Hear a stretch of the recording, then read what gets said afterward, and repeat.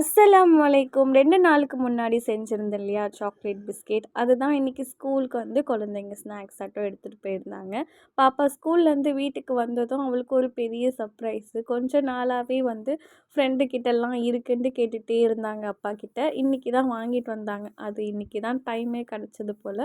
So வந்து 2 பேரும் வந்து வீட்டுக்கு வந்தாச்சு. புது கெஸ்ட்டு இது.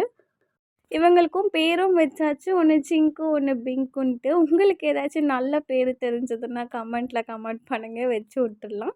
ஸோ குழந்தைங்க வந்து இந்த கோழி வந்ததுக்கப்புறம் பார்த்திங்கன்னா, ரொம்ப பிஸி ஆயிட்டாங்க. அவங்களுக்கு ஈவினிங் போறதே தெரியல.